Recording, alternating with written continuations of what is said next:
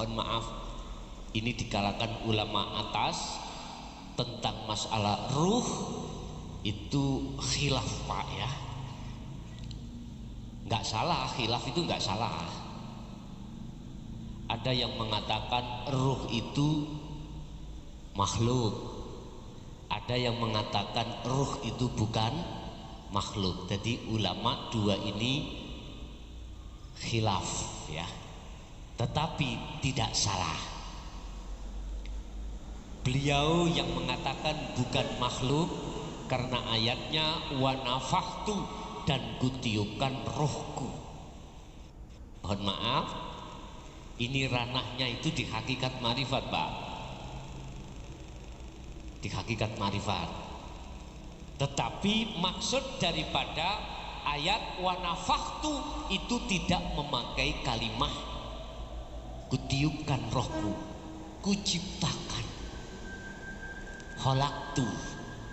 Ada yang memakai makna seperti itu pun juga tidak salah. Tetapi yang paling penting pada saat ini, pada malam hari ini yang akan kami sampaikan, Allah menciptakan kita sebagai manusia tidak hanya dari sisi jasmani, juga rohani. Lah kedua unsur ini tadi nanti akan kembali sesuai di tempatnya masing-masing. Jasad dari tanah nanti kembali harus ke tanah. Ruh dari Allah ini nanti harus bisa kembali kepada Allah. Wa inna ilaihi rajiun. Pertanyaannya, apakah ruh itu bisa kembali pada Allah? Padahal Allah kasih mata terhadap jasmani yang disebut ainul basyariyah. Ini untuk melihat keindahan ciptaan Allah duniawiyah sesama makhluk. Tetapi Allah juga memberikan ainul basirah, mata hati, al-fuad, matanya ruh, itu untuk melihat, bermuajah, menghadap, bertemu, sujud hanya pada Allah. Terus mengapa ketika kita sholat lebih-lebih kita tidak tahu Allah? Padahal sesuai dengan sifat wajibnya Allah al-wujud. Sifat wajibnya Allah wujud. Bahasa Indonesianya jenglek. Bahasa Madura apa Pak? Nyata, itulah Pak. Bedede.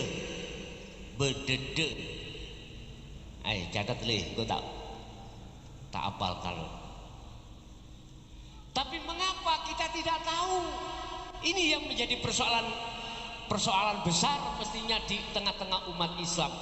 Karena mata hati kita masih terhijabi Bapak Ibu, masih tertutup alias buta. Ini persoalannya. Padahal Allah itu tidak hanya di dalam musola ketika kita sholat dalam masjid. Allah itu juga ada di mana-mana dan tidak kemana. Di tengah-tengah sampaian ini ada. Tetapi mengapa kita tidak tahu? Ini yang harus menjadi persoalan besar. Karena kita di dunia ini tidak cukup berhenti, tetapi setelah kehidupan dunia nanti kita selama-lamanya akan kembali mencari jalan menuju Allah. Kata Rasulullah, ad-dunya mazra'atul akhirah. Dunia ini adalah laksana kita menanam. Gunakan sebaik-baiknya untuk kau kembali kepada Allah. Tanamanmu akan baik manakala kau bisa kembali kepada Allah. Bapak Ibu, ketahuilah Rasulullah lewat hadisnya innama bu'itsu liutammima makarimal akhlak, itu mendidik kita jasmani ini dengan hukum syariah, supaya orang Indonesia kalau jadwal waktunya wajib sholat menghadap kemana? Ke kiblat. Di Mekah sana, di Masjidil Haram, itu secara jasmani. Datanglah bulan puasa, kita diwajibkan puasa. Datanglah haji, bagi yang sudah mampu wajib kita melaksanakan. Kita di tengah-tengah masyarakat ada istilah hablum minan nas, birrul walidain dan lain sebagainya. Semua ditata Rasulullah supaya hablum minan nas, hubungan sesama manusia itu baik, berakhlakul karimah, itu jasmani Bapak Ibu. Lah hakikat ini Rasulullah mendidik kita, ruhaniah kita biar berakhlakul karimah. Aku tidak akan diutus Allah ke bumi, kata Rasul, kecuali untuk menyempurnakan akhlak-akhlak manusia. Akhlak secara jasmani, hablum minan nas, dididik oleh Rasulullah lewat jalur syariah. Akhlak ilahiyah lewat jalur hakikat, supaya bisa hablum minallah, langsung bisa makrifat pada Allah. Cuman mohon maaf, mulai zaman Sayyidina Sayyidina Ali karamallahu wajah sampai tahun 2004 ya ajaran ini, Pak. Ajaran hakikat ilmu tasawuf, ya, atau tingkatan tauhid la ilaha illa anta wa ana ditutup. Siapa yang berani bicara akan dilibas. Inilah akibatnya, akhirnya kita sebagai umat Islam khususnya menengah ke bawah, ketika kita melakukan sholat hanya melakukan secara syariah saja, sedangkan ruh kita, hati kita lalai pada Allah subhanahu.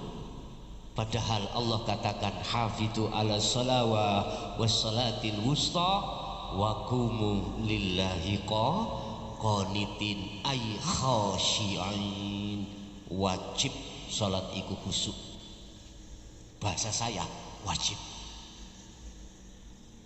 Wajib ruh ini makrifat pada Allah waktu salat, wajib. Tapi di tengah-tengah kalangan umat Islam ini diabaikan. Karena apa? Kita sebagai umat hanya mengikut. Jangan kita bicara masalah aktivitas di luar sholat, Pak. Gak lalai pada Allah. Di dalam sholat pun kita lalai pada Allah. Illallah. Di dalam thariqah melahirkan la ilaha illa huwa. Niki thariqah, maaf.